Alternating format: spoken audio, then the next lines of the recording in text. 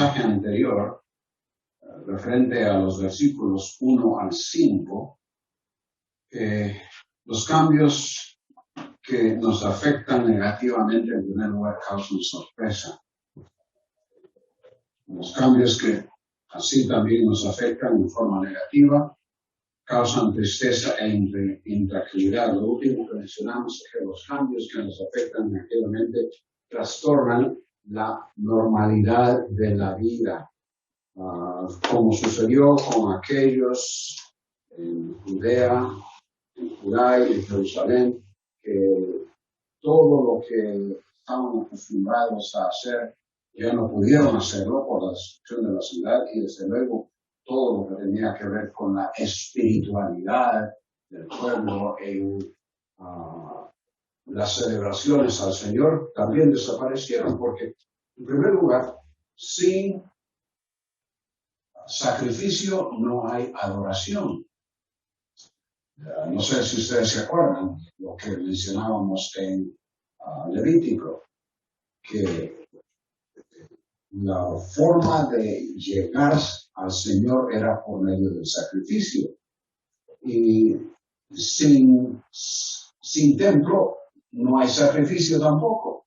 Entonces, el templo destruido, todo esto habría de cambiar para ellos. En nuestro caso, quizás para nuestra propia experiencia hoy día, creo que lo que podríamos decir que es comparable en términos de que todos lo hemos experimentado es la situación que se dio con el COVID. No hubo persona que no fuera afectada, aunque no fuese infectada, aunque no hubiese tenido la enfermedad. De una forma u otra, su ritmo, su rutina, su forma de vida fue afectada.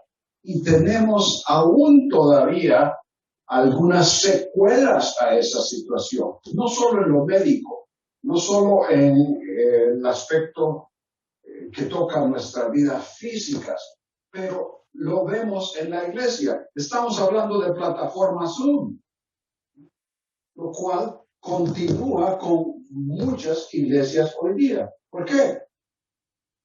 Bueno, gracias a Dios por la tecnología, gracias a Dios por los hermanos que están viéndonos y escuchando esta conferencia por medio de Zoom. Gracias, es una ampliación del ministerio. Pero ustedes saben, hermanos, que hay personas, hay hermanos que podrían estar aquí y que los domingos podrían estar también. Pero lo sucedido ha cambiado todo. Ese cambio que nos afectó negativamente, no solo a nosotros, sino al mundo entero, también afectó a la iglesia. Y esas secuelas continúan de manera que no estamos seguros, no sabemos si vamos a regresar a una situación como la que teníamos antes, en que todos los hermanos, o la gran mayoría, estaban presentes cuando teníamos un culto. No podemos contar con eso ahora, porque hay otro aspecto que, gracias a Dios, como hemos dicho, tiene aspectos positivos, grandes para el ministerio, pero que podríamos usarlo de una forma que quizás no sea la mejor, ausentándonos, porque creo que el Señor desea que su pueblo esté presente para no solo adorarle a Él juntos, sino para edificarnos los unos a los otros y tener esa comunión. En todo caso, hay cambios que negativamente nos afectan, trastornando la normalidad a lo cual estamos acostumbrados. Y en cuarto lugar, para terminar esta primera parte, es que debemos de cuidarnos de que los sucesos negativos en nuestra vida no sean por disciplina del Señor. En el versículo 5, la segunda parte de ese versículo, noten cómo dice el versículo 5. Bueno, voy a leerlo todo una vez más. Sus adversarios se han convertido en sus amos, sus enemigos prosperan, porque el Señor la ha afligido. Porque, como tantas veces me han escuchado decir, introduce una razón. Y es algo muy importante en el estudio bíblico, porque nos va a explicar la razón por lo sucedido. Porque el Señor la ha afligido. Y ahora dice, por o a causa de la multitud de sus transgresiones. Todo el lamento que se ha expresado, con todo lo negativo por lo que Judá y Jerusalén han pasado, encuentra una razón específica en este versículo. Su aflicción ha sido ocasionada, noten, por el Señor. No es accidente, no es una casualidad, ni tampoco es la ambición o maldad de los enemigos, es decir, los babilonios. No, Yahweh usó a esos enemigos para propinar a Judá ese golpe extraordinario que le ocasionó cambios drásticos al grado que perdió su independencia y su entidad geográfica. Así como las vírgenes fueron afligidas y angustiadas por ver los prospectos de su matrimonio prácticamente extinguidos, también la totalidad de la población fue angustiada y afligida al ver que el Señor hizo desaparecer al reino de Judá y destruyó a Jerusalén. Isaías 1:2. El domingo hicimos referencia también a Isaías capítulo 1, leímos una serie de situaciones que se estaban dando a las cuales el Señor les dijo, no quiero ya vuestros sacrificios. Bueno, el versículo 2, casi al principio del libro, oí cielos y escucha tú, tierra, porque habla Jehová, crié hijos y los engrandecí, y ellos se rebelaron, transgredieron, es literalmente la palabra, transgredieron. ¿A dónde voy con esto de transgredieron? Bueno, en ese versículo 5 que leímos de Lamentaciones 1, por causa de la multitud de sus transgresiones. Isaías está escribiendo años antes, en el 8º siglo antes de Cristo. Y esto que sucedió con la destrucción de Jerusalén es a principios del 6º siglo.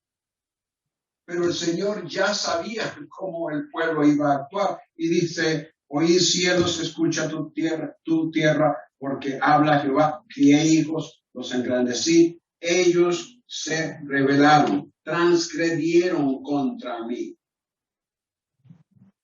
¿Habría habido lamentos si Judá no hubiese transgredido? No.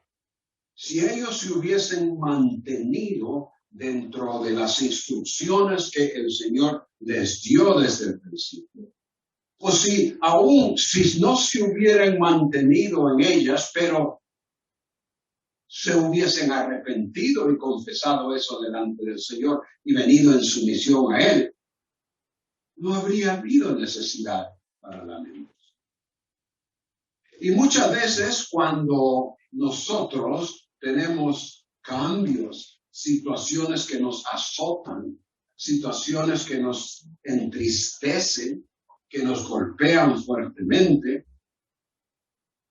hermanos, creo, como dije al principio, que es válido que examinemos nuestros caminos, que los escudriñemos. Que escudriñemos nuestros corazones para determinar si hay algo que ha ofendido al Señor a tal grado de que Él nos está disciplinando. Cuidemos que los sucesos negativos en nuestra vida no sean por disciplina del Señor, porque entonces es cuando vienen los lamentos, las lamentaciones. En el Salmo 51, después de confesar su pecado, versículos 3 y el versículo 4, la primera parte, David dice, crea en mí, oh Dios, un corazón limpio y renueva un espíritu recto dentro de mí. De manera que él se había apartado de lo que el Señor tenía para él. Pero el Señor trajo disciplina a su vida con ese hijo que murió. Y él confesó su pecado y vino delante del Señor. Y en efecto, en el Salmo 129 dice, escudriñame, oh Dios, conoce mi corazón, pruébame, conoce mis inquietudes, ve si hay camino malo. De manera que, tal como él lo hizo, tal como Judá debió de haberlo hecho, también nosotros, hermanos, si examinamos nuestros corazones, si nos damos cuenta de que hay algo en nuestras vidas que se han apartado de lo que el Señor nos dice, entonces confesemos ese pecado. Y así no tendremos que, por largo tiempo o por tiempo extenso, no tendremos que estar lamentándonos. Leí una cita que me llamó mucho la atención. Dice, algunas personas cambian cuando ven la luz y otros no cambian hasta que sienten el fuego. No estamos hablando del fuego del infierno, pero del fuego que nos pega cuando las cosas se ponen calientes, por decirlo así. Tenemos la luz, la iluminación de la palabra del Señor y del Espíritu Santo. Pongamos atención entonces y sigamos la dirección que nos indica. No esperemos hasta que el fuego de la disciplina del Señor nos haga que tengamos que sufrir y lamentarnos. Cuidemos que los sucesos negativos en nuestra vida no sean por disciplina del Señor. Pasemos a la segunda parte que tenemos para esta noche, en los versículos del 6 al 11 del capítulo 1. Dice el versículo 6, de la hija de Sión se ha ido todo su esplendor. Los príncipes como siervos que no encontraron pasto y caminaron sin fuerza delante del perseguido. Jerusalén recuerda en los días de su aflicción y de su vagar todas sus cosas valiosas. Literalmente la palabra ahí es deseables, cosas deseables, que existían desde los tiempos antiguos, cuando su pueblo cayó en mano del adversario sin que nadie la ayudara. Al verla, sus adversarios se burlaron de su ruina, su cese. Es decir, esa palabra ruina es su cese, su paro. Cesó ella de existir, cesó toda su actividad. ¿Y qué sucedió? Sus adversarios, cuando vieron eso, se burlaron de ella. El resumen de estos versículos, después los vamos a leer uno por uno, para no tomar tiempo y leerlos ahora y después otra vez. El resumen es que Jerusalén perdió su gloria y sus líderes, su posición y poder. Solo quedaron recuerdos de mejores días, junto al desamparo, ruina y burla del enemigo al momento de su caída. No consideró la impureza, desprecio y vergüenza que su pecado le causaría. afligida, solicita la compasión divina, pues fue despojada y fue despojada y fue la causa de la profanación del santuario y quedó en la miseria. En otras palabras, fue ella misma, Judá y Jerusalén, la causa para la profanación del santuario. Y obviamente quedó ella en la miseria. La aplicación es lo que hemos puesto ahí. El pecado produce pérdidas que afectan la totalidad de la vida, incluyendo la obra del Señor, y resultan en una existencia intranquila e incierta que únicamente encuentra respuesta y calma acudiendo a Él. En primer lugar, versículos 6, y luego leeremos el 8 y primera parte del 9. El principio es que persistir en el pecado nos lleva a pérdidas irrecuperables.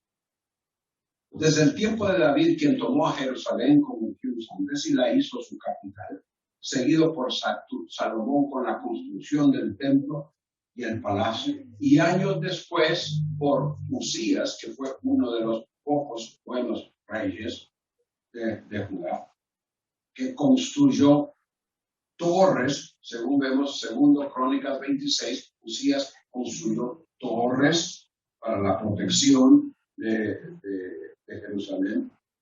Desde esos tiempos, la ciudad adquirió fama. Cuando había reyes débiles que en vez de someterse a Yahweh seguían la idolatría de otros pueblos, todo en Jerusalén y Judá decaía y la población pasaba a estar sujeta al poderío de turno.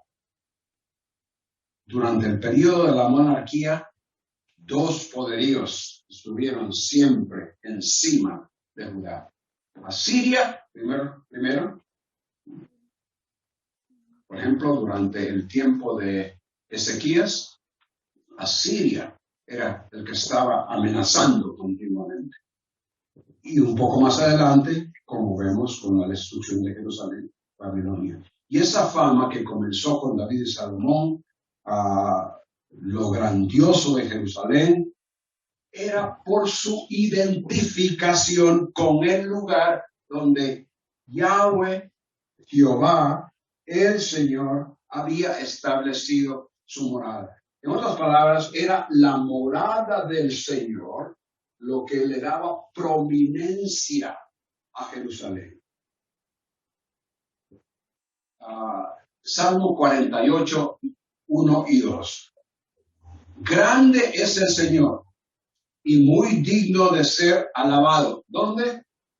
En la ciudad de nuestro Dios, su santo monte. Hermoso en su elevación. El gozo de toda la tierra es el monte Sión en los lados del norte. La ciudad del gran rey. De manera que la fama de Jerusalén, lo que perdió en ese versículo 6 de la hija de Sión se ha ido todo su esplendor. Es el esplendor que le daba la gloria, la presencia de Dios. ¿Por qué ha sucedido? La presencia de Dios, la gloria, se ha ido de la ciudad. Y eso lo encontramos en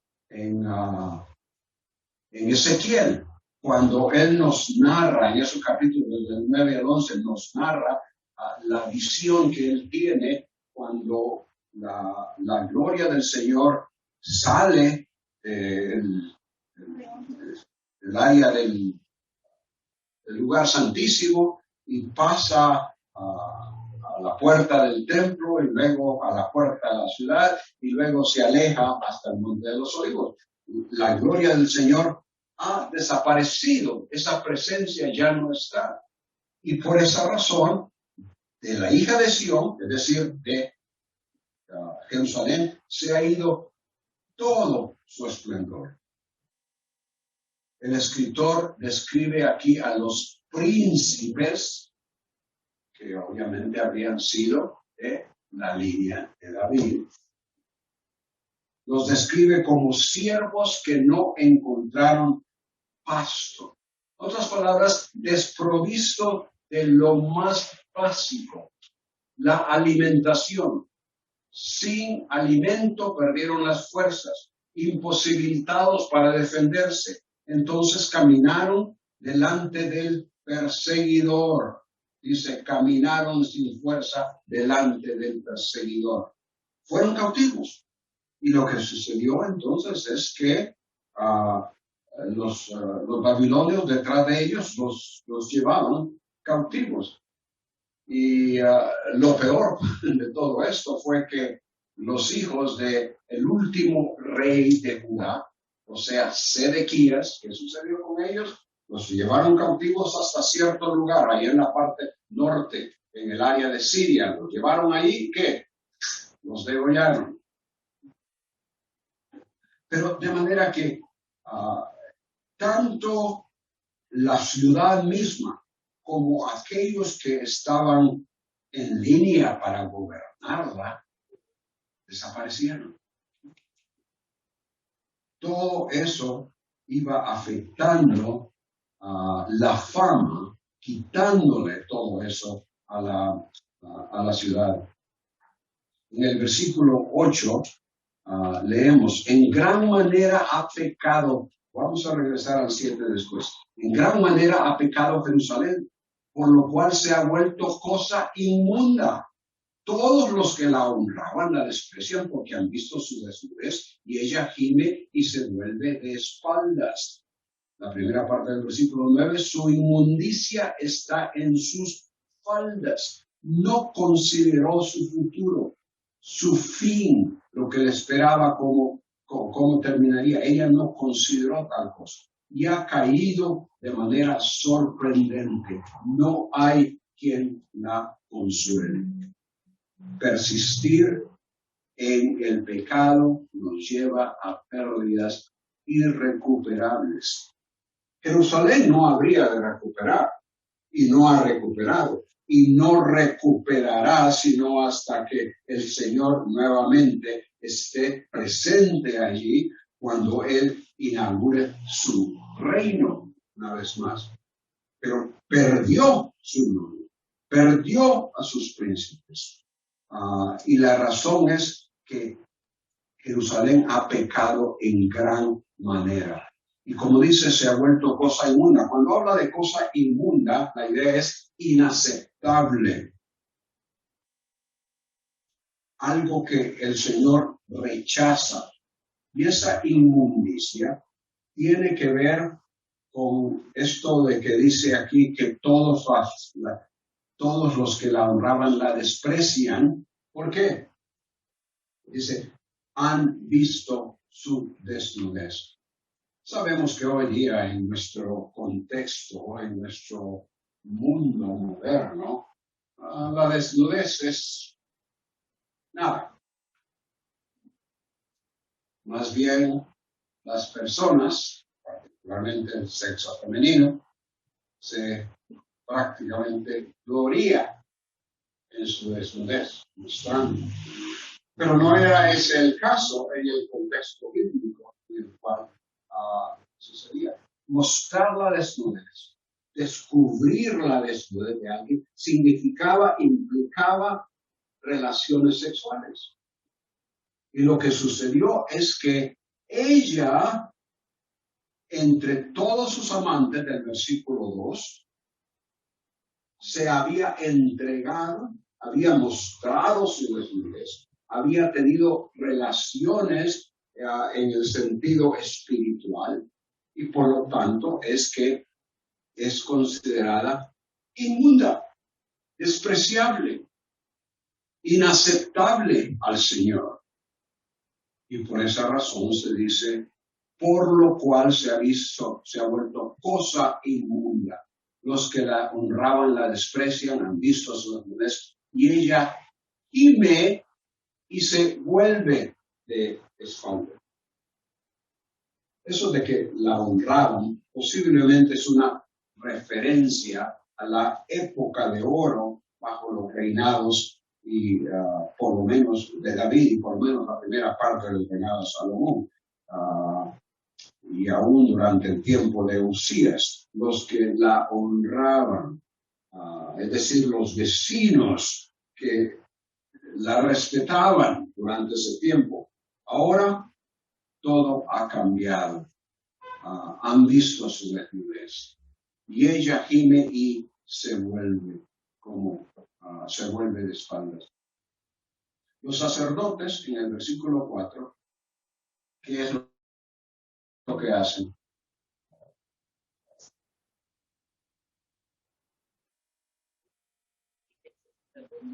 Okay. Los sacerdotes gimen, la misma palabra. Los sacerdotes gimen porque sin templo, ¿qué sucede? Han perdido su ministerio. No hay nada que puedan ellos hacer para servir al Señor. La oportunidad de presentarse ante el Señor en la forma que Él lo estipuló. Los príncipes en el versículo 11 gimen porque han perdido su posición, su derecho al trono. Y Jerusalén, en este versículo 8, como una mujer inmoral, despreciada, gime porque ha perdido su reputación y el respeto de los pueblos y se da vuelta indicando su vergüenza. No quiere dar, como decimos literalmente, no quiere dar la cara. Se da vuelta. La primera parte del versículo 9 acentúa lo del gran pecado al principio del versículo 8. En gran manera ha pecado Jerusalén. El versículo 9 al principio acentúa eso. Dice, su inmundicia está en sus faldas.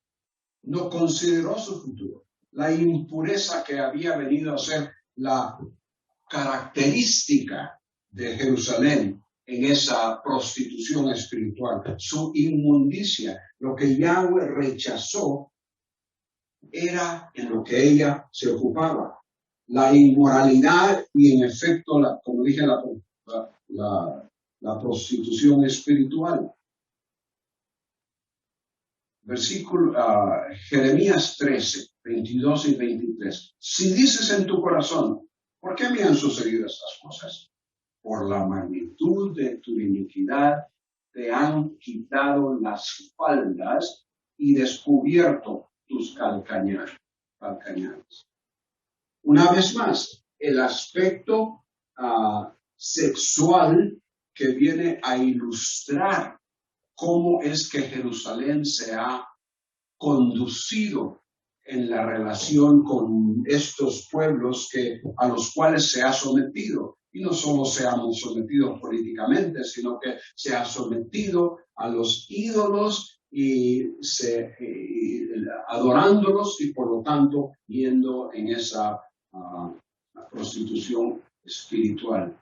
Te han quitado las faldas, como que si hubiese sido desnudada por estos amantes.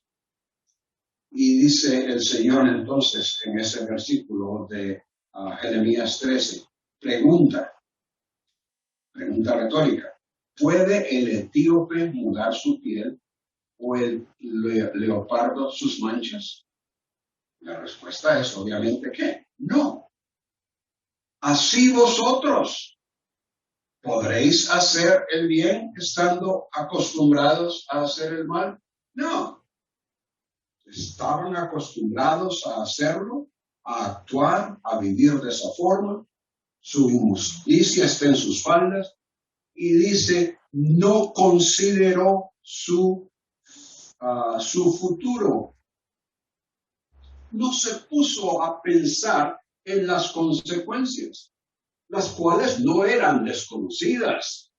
El Señor ya se las había dicho por medio de los profetas, lo que habría de suceder, que al fin sucedió una vez más 586 a.C.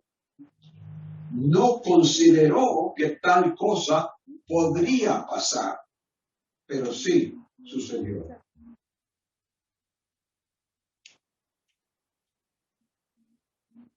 La peor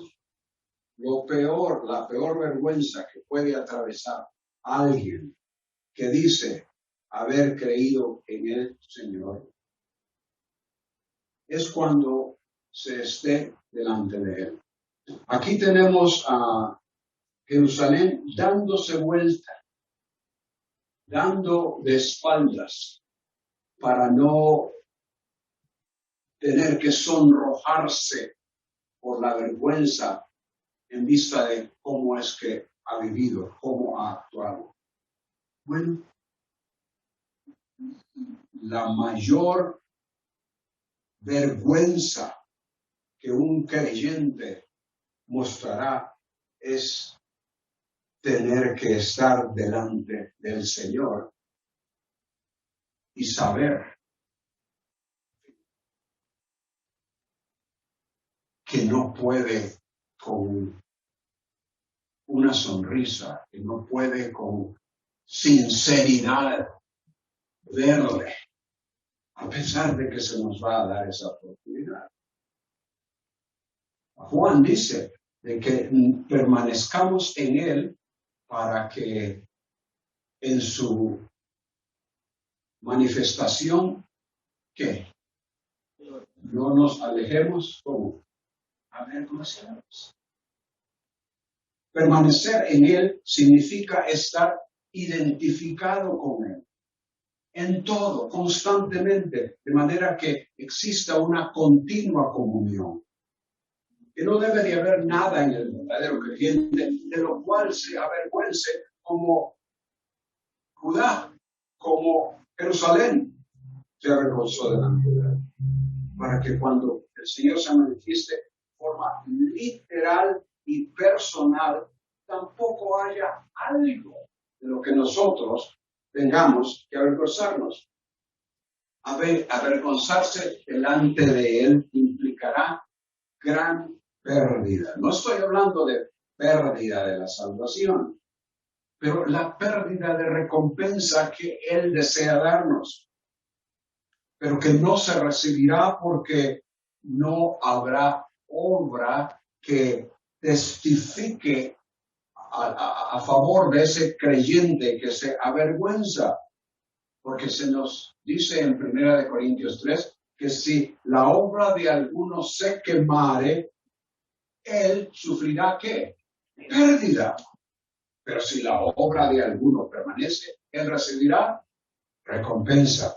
Persistir en el pecado nos lleva a pérdidas irrecuperables. En el versículo 7, el cual ya leímos, pero vamos a leer una vez. Tenemos el principio de que las pérdidas irrecuperables solo dejan frustrantes recuerdos. Versículo 7 una vez más. Jerusalén recuerda en los días de su aflicción y de su vagar, en esos días, inmediatamente después de la destrucción, del ataque por los babilonios, en los días de su aflicción y de su vagar, todas sus cosas valiosas, cosas deseables que existían desde los tiempos antiguos, cuando su pueblo cayó en manos del adversario sin que nadie le ayudara. Ahora que el pueblo había sufrido lo que no pensó jamás que sucedería, pero que había sido anunciado, ahora que habían experimentado lo peor, los sobrevivientes vieron la diferencia entre lo que Judá y Jerusalén habían sido en su desesperante angustia, cuando en vez de ayuda Jerusalén encontró burla. Entonces recordó tiempos pasados cuando poseía lo bueno y valioso que el Señor le había provisto.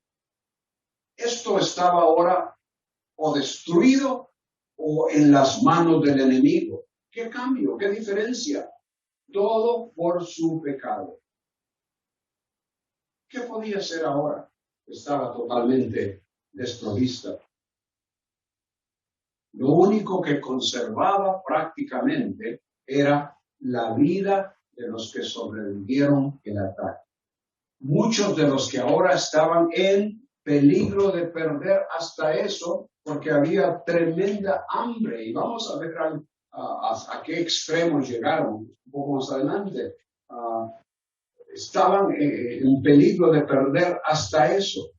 La situación era peor que cuando hoy ocurre lo que llamamos un desastre natural, un huracán, inundación. Cuando eso sucede en un país,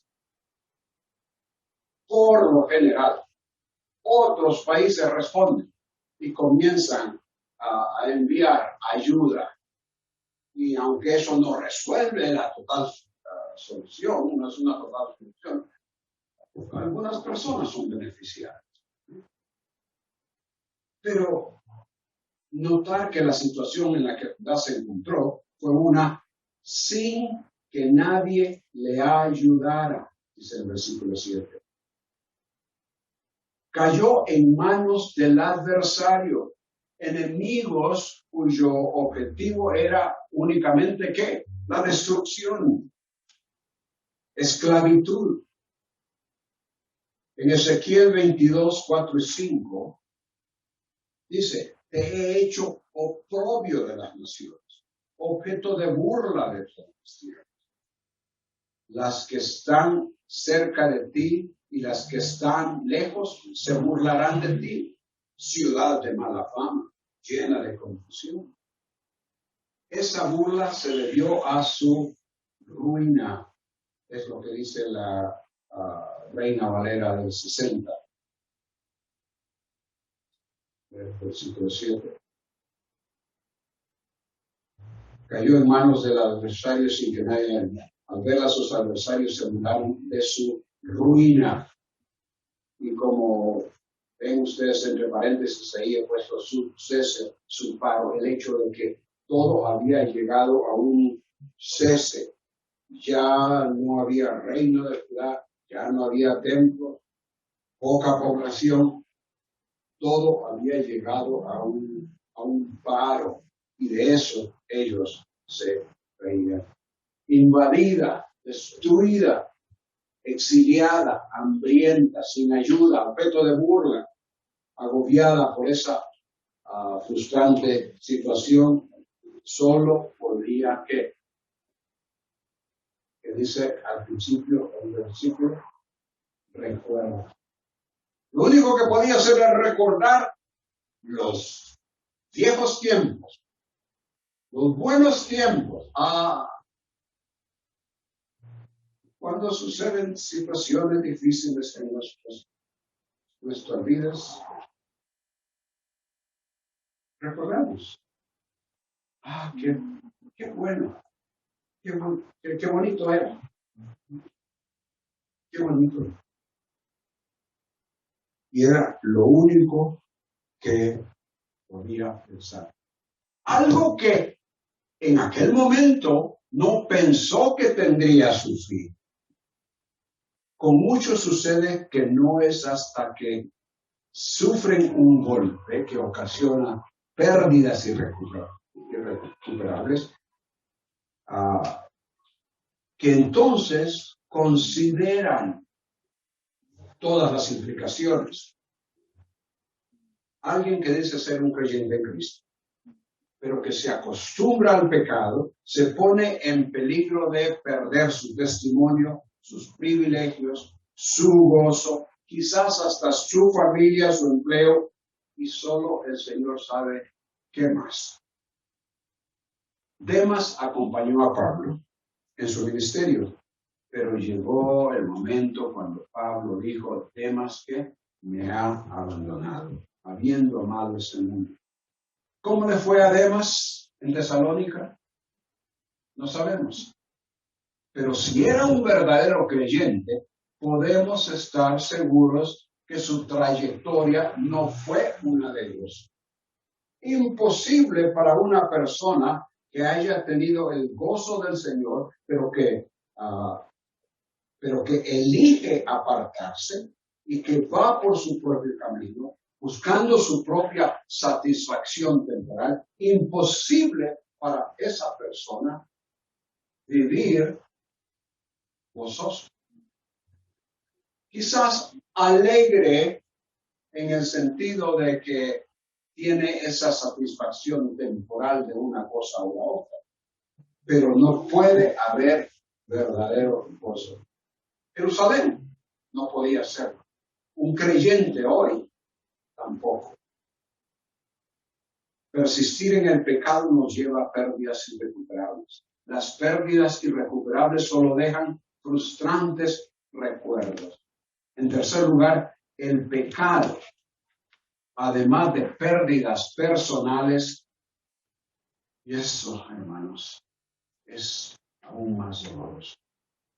Causa daño a la obra del Señor. Dice el versículo 10, el adversario ha extendido su mano a todas sus cosas valiosas, cosas deseables literalmente. Ciertamente ella ha visto a las naciones entrar en su santuario, a las que tú ordenaste que no entraran en la congregación.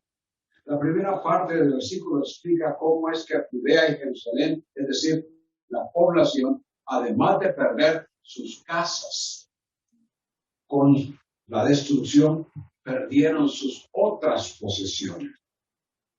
Jeremías se los había anunciado. Jeremías 17, versículos 3 y 4. Oh, montaña mía en el campo, tus riquezas y todos tus tesoros entregaré al saqueo a causa del pecado de tus lugares altos en todo tu territorio, y por tu causa harás que se pierda la heredad que yo te di. Te haré servir a tus enemigos en una tierra que no conoces, porque habéis prendido un fuego en mi ira que arderá para siempre. Ha sido característica en la historia que cuando un poderío, un enemigo, invade a otro pueblo y puede conquistarlo y lo subyuga, que hay saqueo. Eso es, podríamos decir, normal. Eso ha sucedido siempre. Eso viene a constituir el botín para los invasores. Cuando estuve aquí en noviembre, uno de los libros que estudiamos fue Abdías, que es un libro cortito. Abdías 13 nos dice que además de los babilonios, los edomitas participaron en el saqueo de Jerusalén. Ellos también se aprovecharon y obtuvieron botín. Dice el versículo 13, no debieron, refiriéndose a los edomitas, no debieron extenderse vuestras manos a sus bienes en el día de su calamidad. La población perdió sus posesiones personales a manos de los invasores, pero eso no fue todo. La segunda parte del versículo 10 que leímos de Lamentaciones 1 dice, ciertamente ella ha visto a naciones entrar en su santuario, a las que tú ordenaste que no entraran en tu congregación. El significado de entrar no es de únicamente entrar a ver qué, solo observar y admirar como quien entra a un museo. O aún entrar para destruir, sino lo que en efecto sucedió, entrar a saquear. Ustedes pueden ver Segundo de Reyes 25, 13 al 16. Ahí nos dice que los caldeos hicieron pedazos las columnas de bronce que estaban en la casa del Señor. Versículo 14, se llevaron las ollas, las palas, las despabiladeras, las cucharas, en otras palabras, todos los utensilios que habían sido apartados, ungidos, santificados para el uso exclusivo de la adoración a Dios, se lo llevaron. El pecado de Judá y Jerusalén, que resultó en castigo directo en contra de la población, afectó también el templo del Señor y lo que eso significaba en su relación con Israel. A la acción de profanar la morada del Señor, el saqueo, se le agregó la presencia de gente que no tenía nada que ver con el Señor. La exclusión de ciertas personas de la congregación de Israel se especificó oficialmente en Deuteronomio 23. Ustedes pueden leer esos versículos 3 y 4.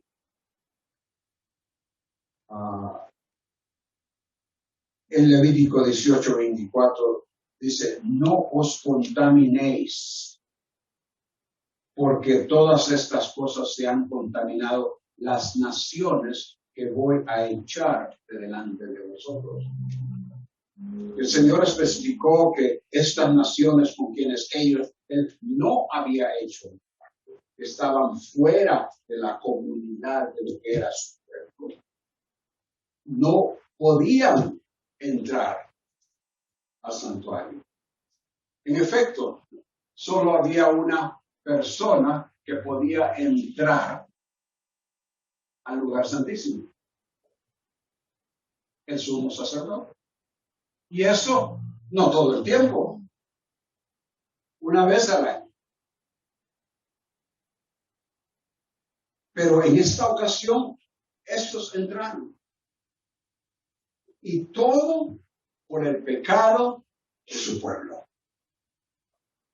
Y es así, hermanos, cuando nosotros, como pueblo del Señor, como creyentes que hemos confesado el nombre de Cristo, y decimos que nos hemos sometido a Él, cuando pecamos, cuando descaradamente nos conducimos de una forma que es total y totalmente en contra de lo que Él ha estipulado en su palabra, caemos, somos dañados nosotros mismos.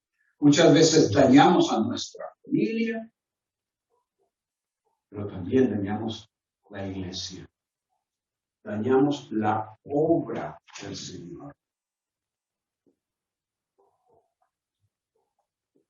Y de esa manera, el ministerio que el Señor ha deseado que continuemos y que realicemos, viene a ser cortado. ¿Habría todo esto sucedido? La destrucción y saqueo del templo, si el pueblo hubiese permanecido en obediencia al Señor. Obviamente que no, porque Él había prometido constante bendición si ellos le obedecían. Pero esa desobediencia, esa terquedad de querer hacer lo que les complacía, resultó en fuerte castigo que afectó la continuidad de la presencia de Dios entre ellos.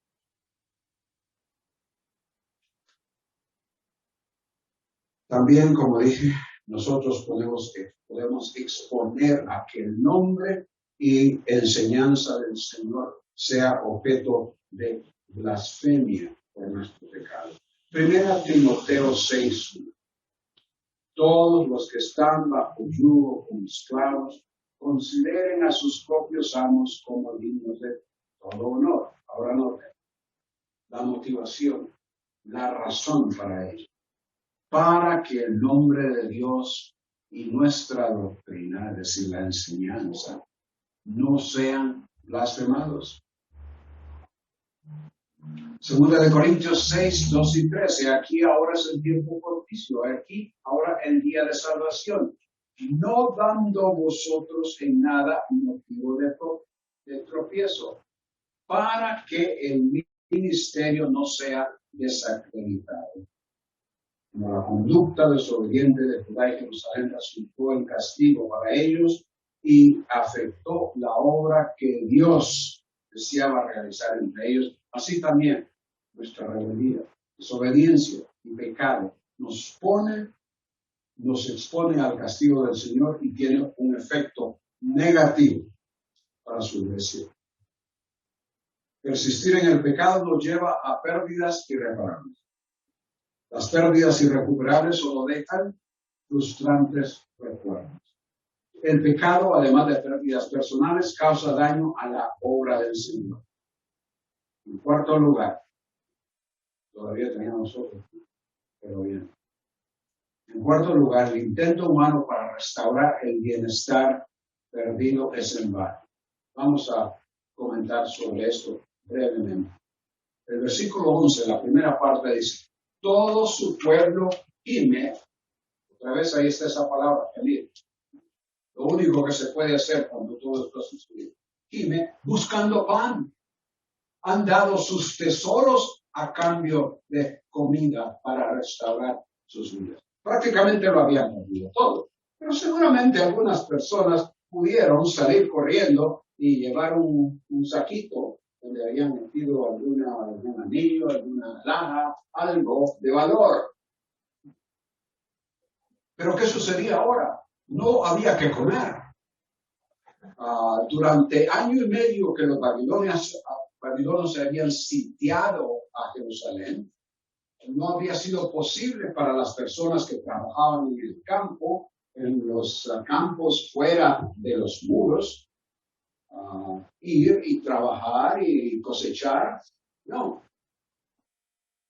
La ciudad, por año y medio por lo menos, por tiempo cercano a eso, pudo sobrevivir con lo que habían guardado dentro de la ciudad. Pero llegó el momento cuando ya no hubo. En todo caso, los que salieron corriendo, los que pudieron escapar, llevaban algo consigo para, obviamente, esperando escapar, esperando poder restablecerse quizás en otro lugar. Pero lo que sucedió era que tenían que comer, pero no había que comer. Estaban dispuestos a pagar 500 lempiras por una tortilla. Lo que fuera, lo que tenían. Esta alhaja es muy valiosa, pero dame un pedazo de pan. Yo digo. Han dado sus tesoros a cambio de comida para restaurar sus vidas. Esa palabra, restaurar sus vidas, esa expresión es una expresión muy interesante y que creo que podríamos entenderla mejor si la traducimos un poco más literalmente. Literalmente es para hacer regresar el alma. ¿Qué decimos nosotros cuando tenemos un susto, una situación que casi algo malo sucede? ¿Se me fue qué? El alma. Ya después ya regresa. Literalmente eso es lo que dice aquí. Eso es lo que dice. Pero el contexto en realidad nos indica que es la vida la que ellos desean reponer porque están a punto de morir. Pero si alguien les da un poquito de pan, no importa cuánto cueste, pues tal vez pueda sobrevivir un día más. Pero el punto que vemos en esto es que ese intento humano para restaurar el bienestar perdido es en vano. En el área espiritual, cuando caemos, cuando el Señor trae disciplina sobre nosotros. Todo lo que nosotros mismos hagamos, queriendo volver a la situación que antes teníamos y restaurar aquello que hemos perdido, recuperarlo. Todo lo que hagamos por nosotros mismos, aparte del Señor, es en vano. De nada sirve. Para estas personas, esa fue la experiencia. Lo que habían guardado y que pensaron que en el momento más difícil les sería de ayuda, bueno, quizás un día o dos o tres les duró, pero llegó el momento cuando ya no hay nada más. Los intentos humanos para tal cosa. En quinto lugar, para poder terminar, quizás, ¿a qué hora se supone que debemos? ¿A qué hora? 7:50. 8:50 digo.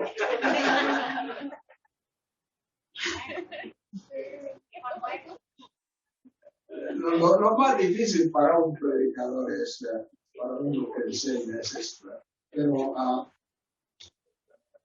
ténganme paciencia, 1 hora más lo que sea. Versículos 9, la segunda parte del versículo 9 dice, mira, al final ya, la última línea, mira, oh Yahweh, mira, oh Jehová, mi aflicción, que se ha engrandecido el enemigo. Y en el versículo 11, al final, es algo similar. Mira, oh Yahweh, y observa que estoy despreciada. Literalmente, he venido a ser despreciable.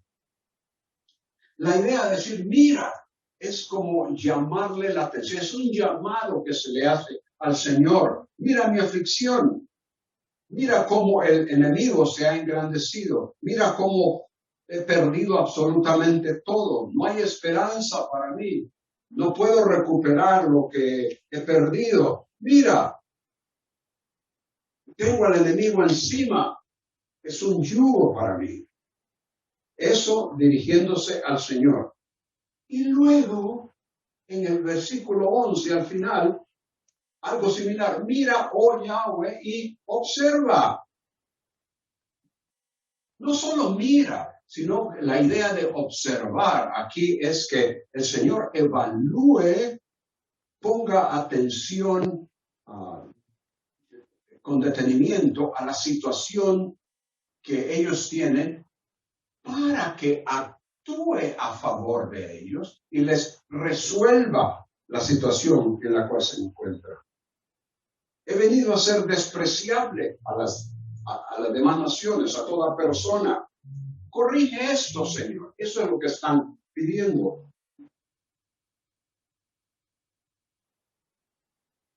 El gran problema aquí es que solo es una petición. Algo que ellos desean que el Señor haga para resolver la situación en la cual se encuentran. Pero hay algo que falta aquí y que es muy importante. Un poco más adelante aparece. Pero en estos momentos, a ellos lo que les importa es que se me resuelve el problema. ¿Acaso no es eso lo que nosotros pensamos y le pedimos al Señor cuando estamos en dificultad? Señor, mira, ayúdame. ¿No has visto lo que me ha sucedido? Pero el Señor ya les explicó que la razón para todo eso ha sido la multitud de sus transgresiones. Este no era solo el momento de pedir algo al Señor. Era momento de confesar al Señor. Y si bien es cierto que ellos reconocen que solo el Señor puede calmar la zozobra. Ese es el punto bajo estos dos versículos, o esta parte de cada uno de sus versículos. Solo el Señor puede calmar la zozobra de los resultados del pecado, aunque ellos evidentemente reconocen eso porque van a Él, es a Él a quien apelan en esta ocasión.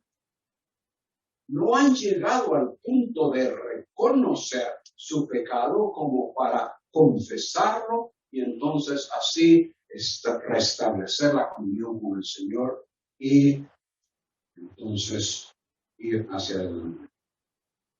La pérdida más grande para los evangélicos y la iglesia en general, creo yo, hoy día, es el decaimiento en el testimonio con un resultado negativo en el impacto del evangelio. Sea pastor o se identifique la persona como evangélico, no implica nada en particular para los de afuera. Es decir, hoy día soy evangélico y en muchas ocasiones soy pastor, no tiene nada con ser diferente, nada que ver con ser diferente.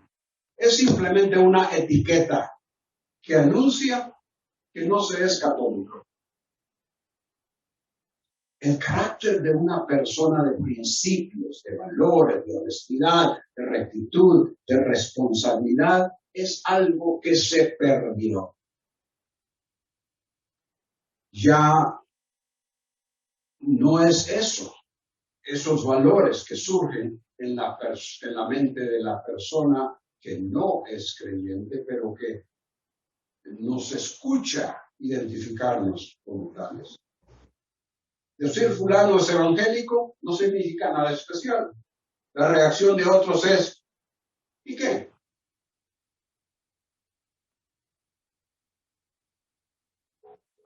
Atendamos la lección que aquí encontramos. Como evangélicos no podemos sencillamente continuar diciendo, Señor, ayúdanos.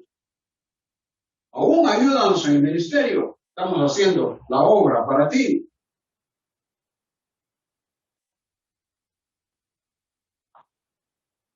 Examinemos nuestros caminos y escudriñémoslos y volvamos al Señor. Levantemos nuestro corazón en nuestras manos hacia el cielo, confesando si hay algo que confesar. Creo, desafortunadamente, no es que soy pesimista, quisiera que ese fuera el caso, pero no es que soy pesimista, pero me parece que en gran parte lo que la iglesia evangélica ha perdido en este país, en otros países que conozco de Latinoamérica y aún en Norteamérica, es algo que al menos que haya una verdadera confesión de pecado, no vamos a poder. Eso no quiere decir que nosotros no vamos a dar convencidos, vamos a cerrar la iglesia y no vamos a regresar. ¿Para qué? No. Porque si creemos que estamos en los caminos del Señor, entonces debemos de perseverar en tal situación. Deme 2 minutos para leer lo que creo que debemos atender y que Pablo le dice a Timoteo en la segunda epístola. Segunda de Timoteo, capítulo 4, versículo 1. Te encargo solemnemente en la presencia de Dios y de Cristo Jesús, que ha de juzgar a los vivos y a los muertos por su manifestación y por su reino. Predica la palabra. Insiste a tiempo y fuera de tiempo. Redarguye, reprende, exhorta con mucha paciencia e instrucción. Porque vendrá tiempo, nosotros podríamos decir, ha llegado el tiempo cuando no soportan la sana doctrina, sino que teniendo comezón de oídos, acumularán para sí maestros conforme a sus propios deseos y apartarán sus oídos de la verdad y se volverán amigos. Pero tú sé sobrio en todas las cosas. Sufre penalidades y ahí continúa. De manera que nosotros tenemos que perseverar en eso. No solo en la predicación de la palabra, sino en la práctica de la palabra en nuestras vidas. Y cuando fallemos, estemos listos para no solo decir, Señor, ayúdame, sino, Señor, perdóname. Perdona mi pecado, que es este. Hay pérdidas irrecuperables. Y la pérdida que Jerusalén y Judá sufrieron en ese tiempo no se ha recuperado. Y no se recuperará hasta que el Señor Jesús, el Mesías, regrese y establezca su reino en Jerusalén, como su capital. Pero nosotros, hermanos, estamos para hacer una obra, para continuar la obra, de manera que no nos arriesguemos a las pérdidas de los padres. Oremos. Padre, te agradezco por la paciencia de mis hermanos, hermanas, esta noche.